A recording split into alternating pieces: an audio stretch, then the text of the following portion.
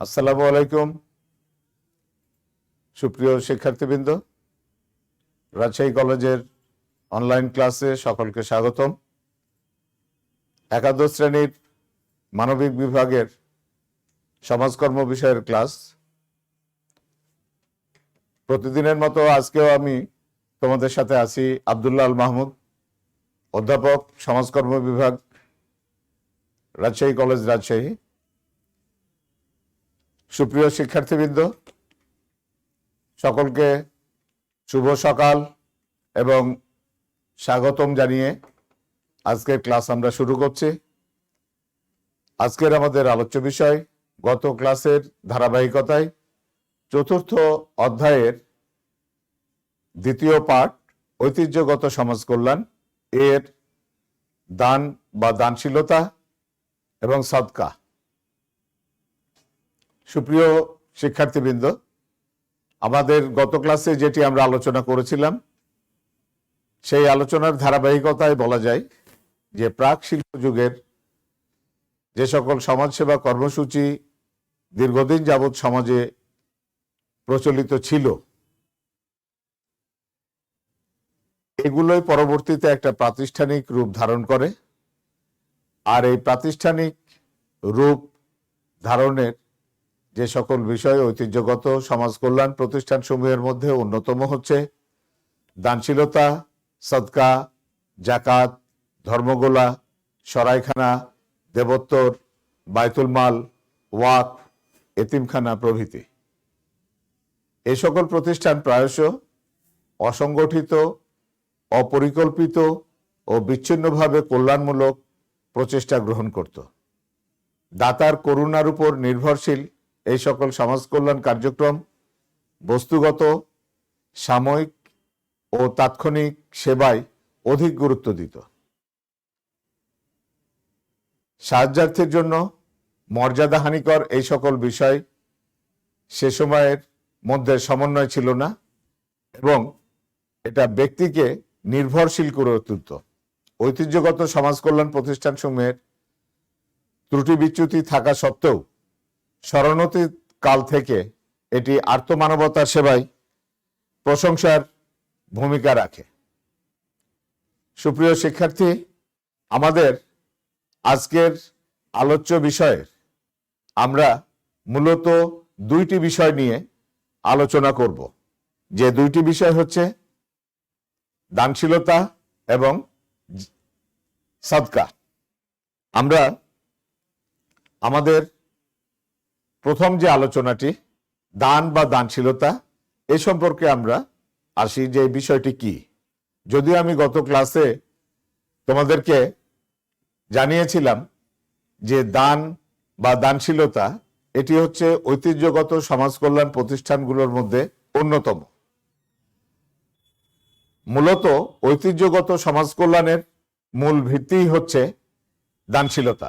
বিশ্বের সব সমাজে, সকল ধর্মে এই দানশীলতার নিদর্শন পাওয়া যায়। বিভিন্ন ধর্মে বিভিন্ন নামে দান পরিচিত হলেও এর মূল লক্ষ্য হচ্ছে আর্তপীড়িত ও অসহায় মানুষকে সেবা করা বা সাহায্য করা।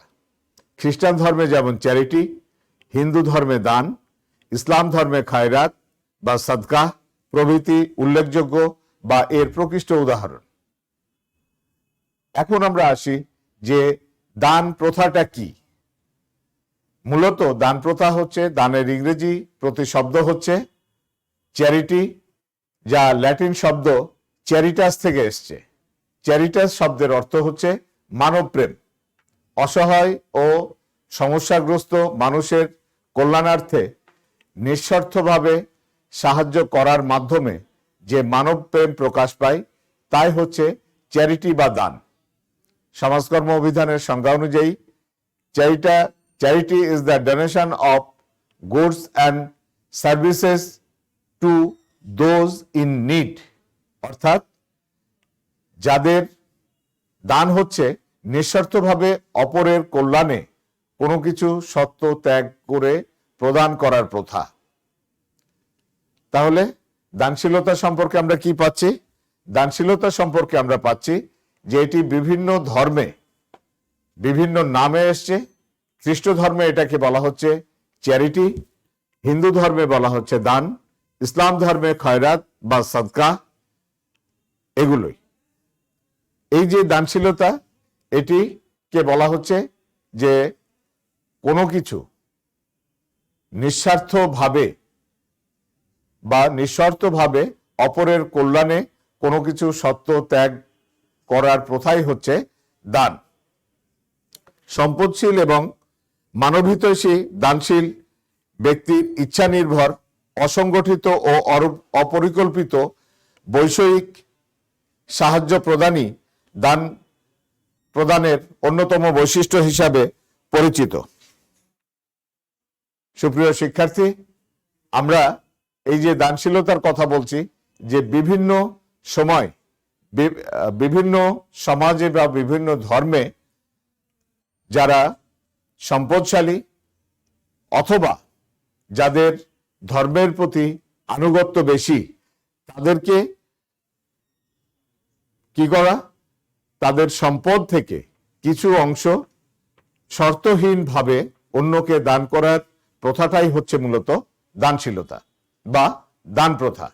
আমরা দানের যদি বৈশিষ্ট্যগুলোকে দেখি বা এর বিশেষত্ব, আমরা এর আগেও আমরা বিভিন্ন জিনিসের বৈশিষ্ট্য বা বিশেষত্ব বিভিন্ন সময় আলোচনা করেছি। সেই ধারাবাহিকতায় বলা যায় যে দানশীলতারও যদি আমরা বৈশিষ্ট্যগুলো আলোচনা করি, তাহলে কিন্তু বিষয়টি আমাদের কাছে অত্যন্ত পরিষ্কার হয়ে যাবে বা আমরা এটা ভালো করে বুঝতে সক্ষম হব। প্রথমেই বলা হচ্ছে অসংগঠিত সমাজসেবা। দানশীলতা এটা একটা অসংগঠিত সমাজসেবা। যে কোনো মানুষ তিনি তার মানবহিতৈষী যে মনন বা চেতনাটি আছে, সেইটি দ্বারা অন্যকে সাহায্য করা। এটি সম্পদশালী ব্যক্তিও হতে পারে, আবার কম সম্পদের ব্যক্তিও হতে পারে। তিনি এই সাহায্যটি করে থাকেন। মূলত এটি অসংগঠিতভাবে পরিচালিত হয়ে থাকে। অসংগঠিতভাবে অর্থাৎ এটির জন্য কোনো নিয়ম বা কোনো কিছু বাধা ধরা কোনো কিছু থাকে না। দ্বিতীয়ত বলা হচ্ছে বস্তুগত সহায়তা। বস্তুগত সহায়তা অর্থাৎ অর্থ বা টাকা পয়সা হতে পারে, খাবার হতে পারে, কোনো পোশাক বা বস্ত্র হতে পারে। এরকম যে বিষয়গুলো বা যে জিনিসগুলো দেখা যায় বা যে জিনিসগুলোকে আমরা সাধারণত ব্যবহার করে থাকি, এই রকম বিষয়গুলোই হচ্ছে মূলত বস্তুগত সহায়তা। এরপর বলা হচ্ছে সাহায্য প্রার্থীর নির্ভরশীলতা। এই দানশীলতার একটা অন্যতম দিক হচ্ছে যে সাহায্য গ্রহণ করে বা সাহায্য গ্রহীতা বা অন্য ভাষায় আমরা তাকে কি বলছি, সাহায্য প্রার্থী, তিনি হয়ে যায় কি অন্যের উপর নির্ভরশীল হয়ে যায়। অর্থাৎ আমরা আমাদের চারিদিকের যে সকল দান গ্রহণকারী বা সহজ কথায় যাদেরকে আমরা ভিক্ষুক বলে জানি, এদের কাজটি কি হচ্ছে, এরা অন্যের উপরে নির্ভরশীল হয়ে পড়ছে বা সবসময় অন্যের উপর নির্ভরশীল হয়ে তারা তাদের কাজগুলো করে। এরপর বলা হচ্ছে অপরিকল্পিত সাহায্য দান প্রক্রিয়া। অপরিকল্পিত, পরিকল্পনা শব্দের অর্থ কি, অর্থাৎ কোনো কিছু করার পূর্বে যে চিন্তা ভাবনা করে কাজ করা, সেটাই হচ্ছে পরিকল্পনা। আর পরিকল্পনার বিপরীত শব্দ হচ্ছে অপরিকল্পনা বা অপরিকল্পিত। এই সাহায্য দান প্রক্রিয়াটা সম্পূর্ণভাবে অপরিকল্পিত।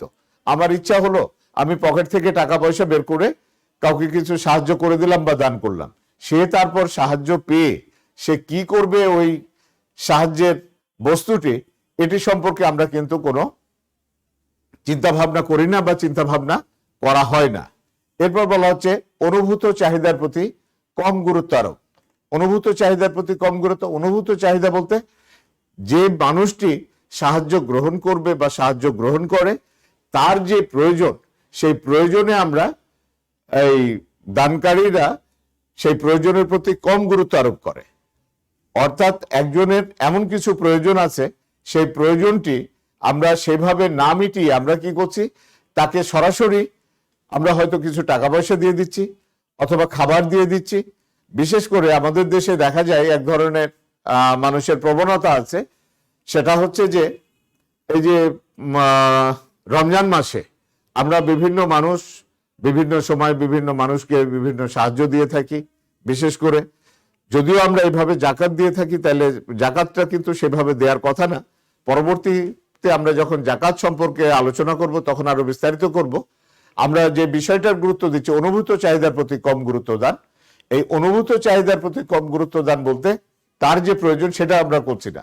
দেখা যায় যে রমজান মাসে আমরা অধিক করে দান করছি অধিক সওয়াব পাওয়ার আশায়, কিন্তু অন্যান্য সময় সেই দানের আমাদের যে ধারাবাহিকতা সেই ধারাবাহিকতাটা রক্ষা করছি না। কোনো কোনো ক্ষেত্রে দেখা যায় যে একাধিক বা অনেক পরিমাণে হয়তো তারা সাহায্য পাচ্ছে, কাপড় পাচ্ছে বা অন্য কিছু পাচ্ছে, তারা যখন করে কি এই অতিরিক্ত যে সাহায্যটি তারা পাচ্ছে সেটি কিন্তু তারা অন্য জায়গায় বা আরো কম দামে তারা বিক্রি করে দেয় বা অন্যকে দিয়ে দেয়, বা পূর্বে তার ব্যবহার্য জিনিস ছিল সেগুলোকে তারা নষ্ট করে ফেলে এরকম ভাবে, অথবা খাবার দিলে সেই খাবার কিছু খায় অন্যটা বাকিটা নষ্ট করে ফেলে।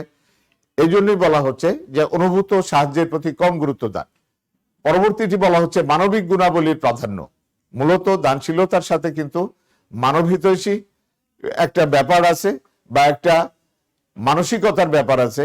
এখানে মানুষের মানবিক গুণাবলীটা বেশি প্রাধান্য পায়। তারপর বলা হচ্ছে সাহায্য প্রার্থীর শ্রম বিমুখতা। যে সাহায্য গ্রহণ করে বা সাহায্য গ্রহীতা তাকে অলস করে দেয়া বা তাকে শ্রম বিমুখ করে দেয়া। খুব সহজেই যদি অন্যের কাছে সাহায্য চেয়ে বা অন্যের কাছে হাত পেতে যদি বেঁচে থাকা যায় বা টিকে থাকা যায়, তাহলে সেটি তাকে কর্মক্ষম বা তার কর্ম ক্ষমতাটাকে কাজে না লাগিয়েছে অলস জীবনযাপন করে এবং অন্যের উপর নির্ভরশীল হয়ে পড়ে। পরবর্তী বলা হচ্ছে এটা সাময়িক সমাধান। কিরকম সাময়িক সমাধান? যে তাৎক্ষণিকভাবে তার কিছু প্রয়োজন মিটলো কিন্তু স্থায়ীভাবে কোনো প্রয়োজন মিটলো না। মূলত এগুলোই হচ্ছে দানশীলতার বৈশিষ্ট্য। এবার আমরা যদি দানশীলতার গুরুত্বের দিকে যাই, তাহলে গুরুত্বটা কি আসছে? অসহায় ও দুস্থ মানুষের সাহায্য দান, অর্থাৎ যারা অসহায় এবং দুস্থ তাদেরকে সাহায্য দান করা হয়।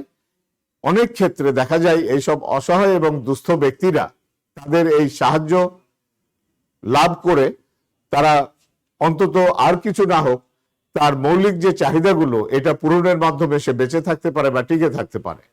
দ্বিতীয়ত বলা হচ্ছে মানব কল্যাণ সাধন। এই দানশীলতার মাধ্যমে মানব কল্যাণ সাধন হয়ে থাকে। বর্তমান বিশ্বে বিভিন্ন দেশে এই যে চ্যারিটির যে ব্যাপারটা বলা হচ্ছে, খ্রিস্ট ধর্মের যে চ্যারিটির ব্যাপারটা, অর্থাৎ তারা গির্জা কেন্দ্রিক যে সাহায্যের ব্যাপারটি আছে, এই সাহায্য তারা গ্রহণ দাতাদের কাছ থেকে নিয়ে উন্নয়নশীল অনুন্নত দেশগুলোতে, বিশেষ করে যে সকল দেশে ব্যাপকভাবে বিভিন্ন ধরনের দারিদ্রতা অথবা বিভিন্ন ধরনের অসুবিধা আছে, সেই অসুবিধাগুলো দূর করার ক্ষেত্রে বা মানব কল্যাণের ক্ষেত্রে তারা একটা বড় ধরনের ভূমিকা রেখে থাকে। তারপর বলা হচ্ছে স্বেচ্ছাসেবী প্রতিষ্ঠান সৃষ্টি। স্বেচ্ছাসেবী প্রতিষ্ঠান সহজ কথাই হচ্ছে স্বেচ্ছাসেবী প্রতিষ্ঠান বলতে আমরা যেগুলোকে প্রচলিত অর্থে এনজিও বুঝি, নন গভর্নমেন্ট অর্গানাইজেশন, অর্থাৎ যেগুলি বেসরকারি প্রতিষ্ঠান বা স্বেচ্ছামূলক প্রতিষ্ঠান, স্বেচ্ছায় মানুষের উপকার বা কল্যাণার্থে কাজ করে। আমাদের দেশে এরকম প্রায় 2500 বা ততোধিক আমাদের এরকম স্বেচ্ছাসেবী প্রতিষ্ঠান বা এনজিও আছে যারা এই ধরনের কাজগুলো করে থাকে। পরবর্তী বলা হচ্ছে আর্থসামাজিক উন্নয়ন। এই আর্থসামাজিক উন্নয়ন এই দানশীলতার মাধ্যমে বিভিন্ন অর্থনৈতিক এবং সামাজিক উন্নয়ন হয়ে থাকে। সরাসরি যে আমরা সাহায্য করে থাকি তাও না, বিভিন্ন ধর্মীয় প্রতিষ্ঠান, বিভিন্ন এলাকার উন্নয়ন, এই রকম কাজগুলো কিন্তু এরকম কিছু কিছু মানে পুরোপুরি না, কিছু কিছু আর্থসামাজিক উন্নয়নের কাজ দানশীলতার মাধ্যমে হয়। পরবর্তী আমরা বলছি মৌলিক মানবিক চাহিদা পূরণ। মৌলিক মানবিক চাহিদা পূরণ আমরা জানি যে দানশীলতা হচ্ছে বস্তুগত সাহায্য দানের একটা বিষয়।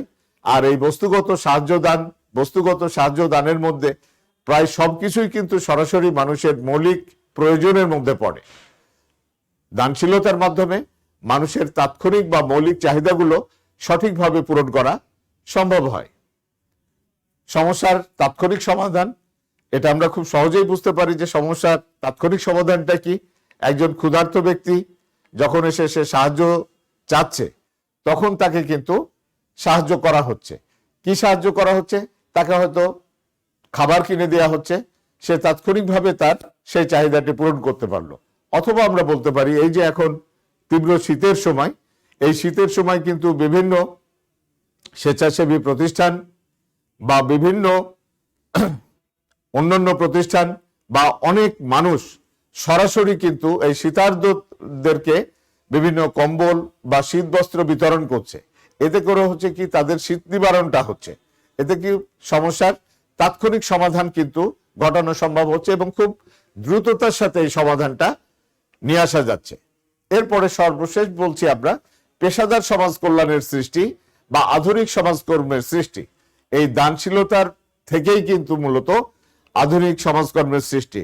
আমরা যদি একটু সমাজকর্মের ইতিহাসের দিকে যাই, তাহলে সেই যে 1601 সালের দরিদ্র আইন বা পরবর্তীতে 1834 সালের দরিদ্র আইন, অথবা চ্যারিটি অর্গানাইজেশন সোসাইটি বা সিওএস, এই যে বিভিন্ন প্রতিষ্ঠানের কথা আমরা দ্বিতীয় অধ্যায়ে পড়েছিলাম, যেখান থেকে আমরা বলেছিলাম যে মানুষের চিরাচরিত যে দানের প্রথা, সেখান থেকে মূলত আধুনিক সমাজ কল্যাণ বা সমাজকর্মের সৃষ্টি, সেটি কিন্তু এখানে বলা হচ্ছে যে এই মানুষের ছোট ছোট দান বা ছোট ছোট বিষয় থেকে কিন্তু আধুনিক সমাজকর্মের সৃষ্টি হয়েছে। তাহলে সুপ্রিয় শিক্ষার্থী, যদি আমাদের কাছে এরকম দানশীলতার কোনো গুরুত্ব সম্পর্কে আমাদের প্রশ্নে আসে অথবা আমাদেরকে কোথাও লিখতে হয়, তাহলে অবশ্যই আমরা কিন্তু এইগুলোর উপরে ভিত্তি করে অথবা এর থেকেও আরো কেউ কিছু নতুন সৃষ্টি করে কিন্তু আমরা লিখতে পারবো যে দানশীলতা এই ক্ষেত্রে আমাদের কাছে এটি গুরুত্বপূর্ণ। আর দানশীলতা শুধু যে গুরুত্বপূর্ণ তা কিন্তু না, এর সাথে সাথে কিন্তু এর কিছু সীমাবদ্ধতা বা ত্রুটিও আমরা দেখতে পাই। যেমন আমরা বৈশিষ্ট্যের ক্ষেত্রে বলেছিলাম, সেটি এখানে বড় করে এসছে, দানশীলতা অসংগঠিত ও বিচ্ছিন্ন সমাজসেবা। অসংগঠিত ও বিচ্ছিন্ন সমাজসেবা অর্থাৎ এটা সংগঠিতভাবে বা সুনিয়ন্ত্রিতভাবে কিন্তু এটা হয় না, এটা বিচ্ছিন্নভাবে করা হয়। কেউ একটু সাহায্য দিল, কোথাও একজন সাহায্যার্থী বা সাহায্য গ্রহীতা ফেরত গেল, কোথাও দেখা যাচ্ছে যে সেরকম কোনো সাহায্যের গ্রহণের বিষয় এসে পড়ছে না, অন্য কোনো সাহায্যের বাইরে অন্য কোনো কিছু এসে পড়ছে। এইরকম ভাবে অসংগঠিত ভাবে বা বিচ্ছিন্ন ভাবে দানশীলতা হয়ে থাকে, এই জন্য এটি একটি এর বড় ত্রুটি। তারপর বলা হচ্ছে অসহায় মানুষের প্রতি সহানুভূতি ও করুণা প্রদর্শনের মাধ্যমে প্রকাশ ঘটে। অর্থাৎ যাকে আমরা দান করি বা দান দিই বা যে দান গ্রহীতা, তার প্রতি আমাদের একটা সহানুভূতি বা করুণার একটি বিষয় চলে আসে। প্রত্যেকটি মানুষের সমাজে মানুষ হিসাবে তার একটা নিজস্ব মর্যাদা বা স্বকীয়তা থাকে, কিন্তু যখন দান গ্রহণ করে তখন কিন্তু তার প্রতি সহানুভূতি বা করুণা প্রদর্শনের একটা বিষয় চলে আসে। আর যার প্রতি সহানুভূতি এবং করুণার বিষয়টি আসে তাকে কিন্তু সাধারণত আমরা একটু ভিন্ন চোখে দেখি বা একটু নিচু চোখে দেখে থাকি। তারপর বলা হচ্ছে সমস্যার স্থায়ী, যৌক্তিক ও বিজ্ঞানসম্মত সমাধান দিতে এটি অপারগ। অর্থাৎ কোন সমস্যার স্থায়ী অথবা অন্যভাবে বলা যায় যৌক্তিক অথবা এটা বিজ্ঞানসম্মত কোনো সমাধান দিতে পারে না দানশীলতা, যেহেতু এটা অসংগঠিত এবং বিচ্ছিন্ন। এরই কারণে এটা কোনো সমস্যার স্থায়ী সমাধান হয় না। স্থায়ী সমাধান যে হয় না, এটা কিন্তু আমরা সবসময় দেখে থাকি। আমরা কি দেখি যে আজ থেকে 5 বছর আগে বা 10 বছর আগে যে ভিক্ষাবৃত্তির সাথে জড়িত সেই মানুষটি কিন্তু এখনো ভিক্ষুক হিসাবেই মানুষের করুণা বা সহানুভূতি লাভের আশায় ঘুরে বেড়াচ্ছে বা মানুষের করুণা সে প্রত্যাশা করছে। এর ফলে হচ্ছে কি, এটি সমস্যার কোনো স্থায়ী বা যৌক্তিক সমাধান দিতে সক্ষম হচ্ছে না। আবার কি বলা হচ্ছে যে বিজ্ঞানসম্মত বিজ্ঞানসম্মত সমাধান অর্থাৎ স্থায়ী সমাধানের কিন্তু একটা রূপ, যে বিজ্ঞান ভিত্তিক ভাবে বা ভালোভাবে একটা সমাধান দেয়া। এরপর বলা হচ্ছে দানশীলতা দাতার ইচ্ছার উপরে নির্ভরশীল। যিনি দান করেন তিনি কতটুকু দান করবেন বা কি করবেন, এটা কিন্তু আমরা অনেক ক্ষেত্রেই করি। অনেকে দেখা যায় যে আমরা কিছু দান করছি, এই দান করার সাথে সাথে যখন আমার সেই হয়তো আমি 10 টাকা দান করছি, 1 টাকা বা 2 টাকা করে একজনকে দিচ্ছি, পরবর্তীতে দেখা যাচ্ছে যে আমার টাকাটি শেষ হয়ে গেলে তারপরে যে আসছে আমি বলছি যে না আর আমি দিতে পারবো না বা দিব না, বা কোনো একটি দিন আমি দান করলাম বা অন্য দিন আর কোনো আমি দান করলাম না। সম্পূর্ণভাবে একজন ব্যক্তির উপরে এটা নির্ভর করে যে সে দান করবে কি দান করবে না। পরবর্তীতে বলা হচ্ছে এটি মানুষের সুপ্ত প্রতিভার বিকাশ ও ব্যক্তিত্ব গঠনের পরিপন্থী। যেহেতু আমরা বলেছি যে দানশীলতার বৈশিষ্ট্যের ক্ষেত্রে যে এটা কি করে, মানুষকে কর্মবিমুখ করে তোলে। মানুষকে যখন কর্মবিমুখ করে তোলে, অন্যের সাহায্য গ্রহণের প্রত্যাশী করে তোলে, তখন হয় কি সেটি তার সুপ্ত প্রতিভার বিকাশ সাধন করতে দেয় না। সাথে সাথে এই যে সুপ্ত প্রতিভার বিকাশ ঘটতে না দেয়া, এটি তার ব্যক্তিত্ব গঠনেরও কিন্তু সুযোগ থাকে না, যে কারণে এটি দানশীলতার অন্যতম, অর্থাৎ এই যে সুপ্ত প্রতিভার বিকাশ এবং ব্যক্তিত্ব গঠনের যে পরিপন্থী বিষয়টি, এটি দানশীলতার একটি অন্যতম ত্রুটি। তারপর হচ্ছে এই দানশীলতাকে মানবতাকে প্রাধান্য দেওয়া হয়। অনেক সময় দেখা যাচ্ছে যে এই মানবতাকে প্রাধান্য দেওয়ার কারণে অনেক ক্ষেত্রে মানুষের মধ্যে সুপ্ত প্রতিভার বিকাশ বা মানুষকে কর্মবিমুখ এরকম করে তোলা হয়। এই মানবিকতার বিষয়টি যখন মানুষকে কর্মবিমুখ করে তোলে, তখন কিন্তু কোনো সমস্যার স্থায়ী সমাধান আসতে পারে না। পরবর্তী বলা হচ্ছে জনগণের অনুভূত চাহিদার প্রতি গুরুত্ব দেওয়া হয় না। অর্থাৎ এই দানশীলতা শুধুমাত্র যেহেতু বস্তুগত সাহায্য দেয়া হয় বা দাতার উপরে নির্ভর করে, এখানে জনগণের যে চাহিদা থাকে এই চাহিদার প্রতি সেভাবে গুরুত্ব আরোপ করা হয় না। আমরা আমাদের দেশের যে সকল স্বেচ্ছাসেবী সংগঠনের কথা বললাম, বিশেষ করে যে সকল স্বেচ্ছাসেবী সংগঠন অন্যের চ্যারিটির উপরে বা অন্যান্য দেশের যে সাহায্যের উপরে নির্ভর করে, তখন দেখা যায় কি যে তাদের যে সকল এলাকায় তাদের কর্মসূচি বা কার্যক্রমগুলি আছে, যেগুলি তাদের প্রয়োজন, এই প্রয়োজনগুলির উপরে সেভাবে গুরুত্ব না দিয়ে দাতা সংগঠন যেরকম নির্দেশনা দেয় সেই নির্দেশনা অনুযায়ী কাজ করে। আর সেই নির্দেশনা অনুযায়ী কাজ করতে গিয়ে বিভিন্ন সময় দেখা যায় যে কাজের একই ধরনের কাজ হচ্ছে বা কাজের রিপিটেশন হচ্ছে। এখানে জনগণের যে অনুভূত চাহিদা সেটা বাদ থাকছে। মূলত এগুলোই হচ্ছে দানশীলতার ত্রুটি বা সীমাবদ্ধতা।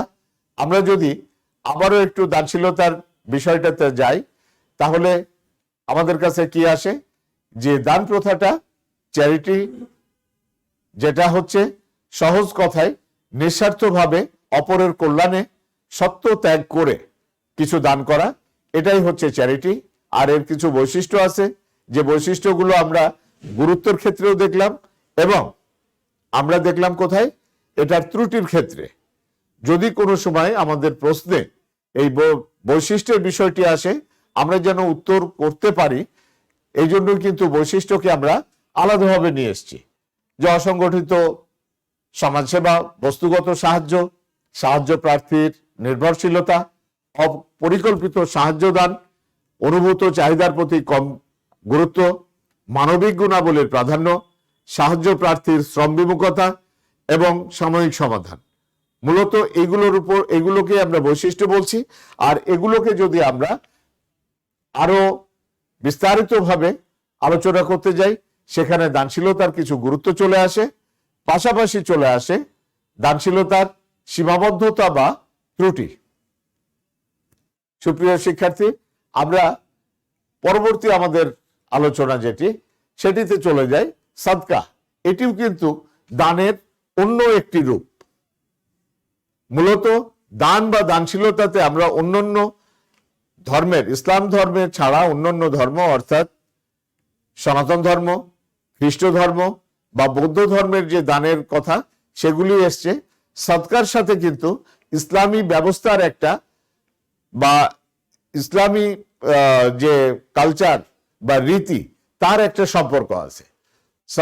মানে এখানে আমরা বলছি যে সদকা যে বিষয়টি, এটি একটা আরবি শব্দ, এর অর্থ হলো দান। তবে এই দানটি কিন্তু এর দানের বিশেষত্ব হলো জাকাতের মতো এটি বাধ্যতামূলক না। ইসলামী শরীয়তের বিধান অনুযায়ী এটি একটি নফল ইবাদত বা একটি নফল কাজ। সাধারণত মহান সৃষ্টিকর্তার নৈকট্য লাভের প্রত্যাশায় সত্য ত্যাগ করে কাউকে দান করাকে সদকা বলে। অন্যভাবে বলা যায়, নিজের অধিকারের উপর অন্যের অধিকারকে প্রাধান্য দিয়ে কোনো কিছু দান করার নামই হচ্ছে সদকা। অর্থাৎ সদকা ব্যাপারটি কিন্তু চলে আসছে ইসলামী যে অনুশাসনগুলো আছে বা ইসলামী যে সংস্কৃতিগুলো আছে তার মধ্যে একটা। তবে হ্যাঁ, এটি জাকাতের মতো কিন্তু আবার বাধ্যতামূলক না। জাকাত তো ইসলামের যে 5টি স্তম্ভ আছে তার অন্যতম একটি স্তম্ভ, কিন্তু এটি একটা নফল কাজ। জাকাত যেরকম ফরজ কাজ বা ফরজ কাজ, ঠিক একইভাবে সদকাটি হচ্ছে একটি নফল কাজ। এটি আমরা আগে যে দানশীলতা কথা বললাম তারই কিন্তু নামান্তর, কিন্তু তা হলেও কিন্তু সদকাতে একটু ভিন্নতা আছে। সেই ভিন্নতাটাকে আমরা যদি দেখি তাহলে সেখানে কি দেখতে পাবো? সদকার বৈশিষ্ট্য হচ্ছে সদকা প্রদানের ক্ষেত্রে কোনো বাধ্যবাধকতা নেই, এটি ব্যক্তির ইচ্ছার উপরে নির্ভরশীল। মানুষ স্বেচ্ছায় সদকা দিয়ে থাকে। সদকা প্রদানের ক্ষেত্রে ধনী দরিদ্রের তেমন কোনো ভেদাভেদ নেই। অর্থাৎ দানশীলতার যে বৈশিষ্ট্য বা দানশীলতার যে গুরুত্ব বা দানের যে ত্রুটি, এইগুলোই কিন্তু সদকার সাথে সম্পর্কিত। প্রথমত যে এর কোনো বাধ্যবাধকতা নেই, যত খুশি মানুষ সদকা করতে পারে। আবার কি বলা হচ্ছে যে ব্যক্তির ইচ্ছার উপর নির্ভরশীল, ব্যক্তি কতটা সদকা দিবে কি দিবে না তার উপর নির্ভরশীল। মানুষ কি করে? স্বেচ্ছায় সদকা দিয়ে থাকে, যেটি দানের মতোই। অন্য ক্ষেত্রে বলা হচ্ছে যে সদকা প্রদানের ক্ষেত্রে ধনী দরিদ্রে তেমন কোনো ভেদাভেদ নাই। পাশাপাশি আরেকটা জিনিস আছে, সদকার 2টা প্রকার আছে। একটা হচ্ছে ঐচ্ছিক সদকা। ঐচ্ছিক সদকা বলতে সাধারণত আমরা যে দান খয়রাত গুলো করে থাকি বা যে জিনিসগুলো দিয়ে থাকি এগুলোকেই ঐচ্ছিক সদকা বা ঐচ্ছিক দান বলা হয়। সাধারণত আমরা বিশেষ করে এমনি তো প্রায় প্রতিদিনই কিছু না কিছু দান করে থাকি। বিশেষ করে শুক্রবার অথবা রমজান মাসে কিন্তু আমাদের দান করার প্রবণতাটা বেড়ে যায়। এটি কিন্তু ঐচ্ছিক সদকার অন্তর্গত। অন্যদিকে বাধ্যতামূলক সদকা, বাধ্যতামূলক সদকার মধ্যে আসে যেমন ঈদ উল ফিতরের যে ফিতরা প্রদানের ব্যাপারটি, এটি কিন্তু বাধ্যতামূলক সদকা। অন্যদিকে ঈদুল আজহার সময় যারা সামর্থ্যবান ব্যক্তি যারা কোরবানি করে, কোরবানি করার পশুর যে চামড়া বা এর যে বিনিময় মূল্য, সেটি কিন্তু কোনো প্রতিষ্ঠানে অথবা কোনো অসহায় বা দুস্থ ব্যক্তিকে দান করার যে বিষয়টা, এটা কিন্তু বাধ্যতামূলক। অর্থাৎ ধর্মীয় নির্দেশে যে সদকা প্রদানের ব্যাপার বা দান করার ব্যাপার, সেটি হচ্ছে বাধ্যতামূলক সদকা। আর পাশাপাশি সম্পূর্ণভাবে মানুষের ইচ্ছার উপরে নির্ভরশীল যে দান ব্যবস্থাটি, সেটি হচ্ছে ঐচ্ছিক সদকা। এই সদকার যে গুরুত্বগুলো অনেকটা দানশীলতার গুরুত্বের মতো, তারপরেও একটু কিন্তু এটার মধ্যে ভিন্নতা বা একটু হালকা পার্থক্য আছে। এই ভিন্নতা বা পার্থক্যটা বলা হচ্ছে আনন্দের অংশীদারিত্ব প্রতিষ্ঠা। বিশেষ করে আমরা ঈদের সময় যে আমরা ফিতরা দান করে থাকি, সেটা হচ্ছে ঈদের আনন্দটা এই অসহায় দুস্থ মানুষের সাথে ভাগাভাগি করে নেওয়ার জন্য বা অংশীদারিত্ব, তারাও যেন ঈদে আনন্দ করতে পারে, এইরকম একটি বিষয় হচ্ছে কিন্তু সদকা প্রদানের বিষয়টা, যেটাকে বলা হচ্ছে আনন্দে অংশীদারিত্ব প্রতিষ্ঠা। যে আনন্দ অনুষ্ঠান, সেখানে অন্যের বা অসহায় দুস্থ মানুষের একটা অংশগ্রহণ থাকবে বা তারাও আনন্দ করতে পারবে। দ্বিতীয় বলা হচ্ছে বৈষম্য দূরীকরণ। মানুষের যে অর্থনৈতিক যে উঁচু নিচুর যে ব্যাপারটা বা সম্পদ কম সম্পদ বা বেশি সম্পদের যে ব্যাপারটা, এরকম একটা বৈশিষ্ট্য দূর করার ক্ষেত্রে সদকা একটা গুরুত্বপূর্ণ ভূমিকা পালন করে থাকে। পরবর্তী বলা হচ্ছে মৌলিক চাহিদা পূরণ। মৌলিক চাহিদা পূরণ, এটি আমরা দানশীলতার ক্ষেত্রেও বলেছিলাম যে সদকা প্রদানের মাধ্যমে সদকা যারা গ্রহীতা বা দান যারা গ্রহীতা, তাদের মৌলিক চাহিদাগুলো পূরণ করা সম্ভব হয়। এরপর বলা হচ্ছে ভ্রাতৃত্ব বোধের উন্নয়ন। ভ্রাতৃত্ব বোধের উন্নয়ন অর্থাৎ এই যে ধনী গরিবের যে বৈষম্য আছে, এই বৈষম্যটা দূর করলেই কিন্তু পারস্পরিক ভ্রাতৃত্ব বোধের একটা সম্পর্ক সৃষ্টি হয় বা পরস্পরের মধ্যে কিন্তু একটা ভ্রাতৃত্ববোধ হচ্ছে পরস্পরের সাথে ভাই ভাই একটা সম্পর্ক। এই যে মানুষের মধ্যে ভ্রাতৃত্ববোধ বা ভাই ভাই সম্পর্ক, তখন কিন্তু সমাজের মধ্যে বৈষম্য অনেকটা কমে আসে। সদকার আরেকটি ব্যাপার হচ্ছে দানে উৎসাহ প্রদান করা। কিরকম দানে উৎসাহ প্রদান করা? আমরা ওই যে বাধ্যতামূলক যে দানের কথা বললাম, যে ঈদ উল ফিতরে যে আমরা কি প্রদান করি, ঈদ উল ফিতরে আমরা প্রদান করি ফিতরা। যখন মানুষ ফিতরা প্রদান করে, স্বাভাবিকভাবে তার মধ্যে কিন্তু ওই জাকাত প্রদানের যে বিষয়টি, এটিও কিন্তু চলে আসে। অনেক সময় দেখা যায় যে অনেক সম্পদশালী ব্যক্তি সমাজে আছেন বা সমাজে থাকেন, যারা জাকাত প্রদান করতে চান না বা জাকাত প্রদানে যাদের অনীহা আছে, এই রকম ক্ষেত্রে কিন্তু এই যে ছোট ছোট দান করার থেকে কিন্তু মানুষের মধ্যে সেই বড় দান করার একটা প্রবণতা তৈরি হয়। এই জন্য বলা হচ্ছে যে দানে উৎসাহ প্রদান, যে অল্প অল্প করে যদি আমরা দান করতে থাকি, তখন বড় দান করার ক্ষেত্রে কিন্তু আমাদের মধ্যে সেই চেতনাটা কিন্তু আর বসে থাকতে পারে না, সেই চেতনাটা প্রকাশ ঘটে। পরবর্তী বলা হচ্ছে অভাব দূরীকরণ। বিভিন্ন ধরনের অভাব অভিযোগ মানুষের মধ্যে থাকে, এই অভাবগুলো দূর করার ক্ষেত্রে সদকা একটা গুরুত্বপূর্ণ ভূমিকা পালন করে। যেহেতু আমরা বলেছি যে মৌলিক চাহিদা পূরণ, এই মৌলিক চাহিদা পূরণের সাথে সাথে মৌলিক চাহিদার বাইরে তো আর মানুষের জীবনের মধ্যে কিছু থাকে না। মৌলিক চাহিদার বাইরে যে সকল বিষয়, আরো যদি কোনো বিষয় থাকে, সেটা মানুষ, এই অভাবী মানুষের অভাব দূর করার ক্ষেত্রে একটা গুরুত্বপূর্ণ ভূমিকা পালন করে। অনাকাঙ্ক্ষিত